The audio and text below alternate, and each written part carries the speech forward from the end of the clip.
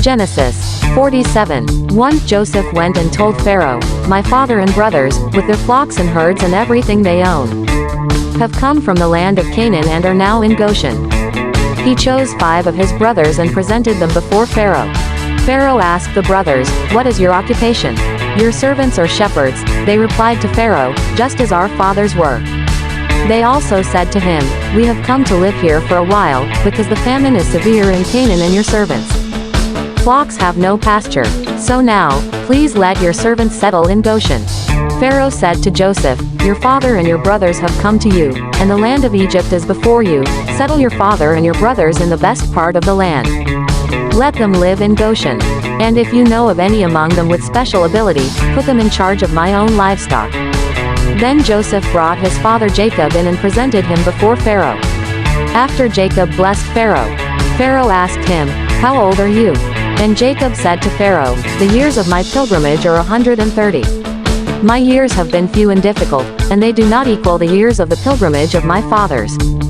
Then Jacob blessed Pharaoh and went out from his presence. So Joseph settled his father and his brothers in Egypt and gave them property in the best part of the land, the district of Ramesses, as Pharaoh directed. Joseph also provided his father and his brothers and all his father's household with food, according to the number of their children.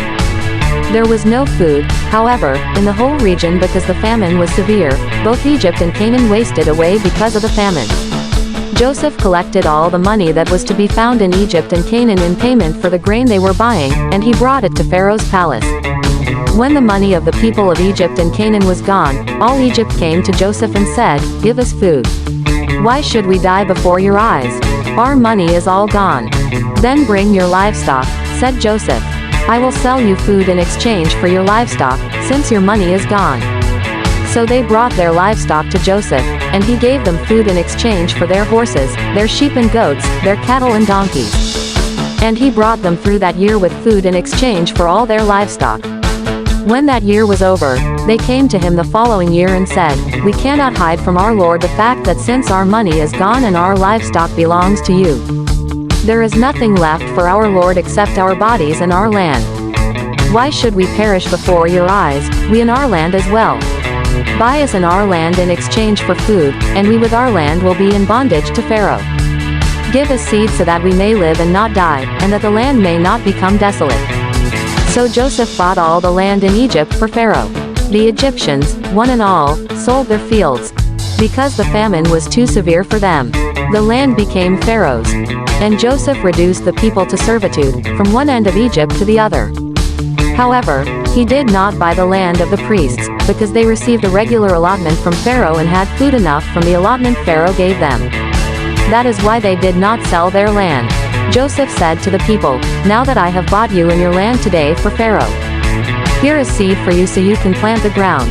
But when the crop comes in, give a fifth of it to Pharaoh. The other 4/5 you may keep as seed for the fields and as food for yourselves and your households and your children." "You have saved our lives," they said. "May we find favor in the eyes of our Lord, we will be in bondage to Pharaoh." So Joseph established it as a law concerning land in Egypt, still in force today, that a fifth of the produce belongs to Pharaoh. It was only the land of the priests that did not become Pharaoh's. Now the Israelites settled in Egypt in the region of Goshen. They acquired property there and were fruitful and increased greatly in number. Jacob lived in Egypt 17 years, and the years of his life were 147.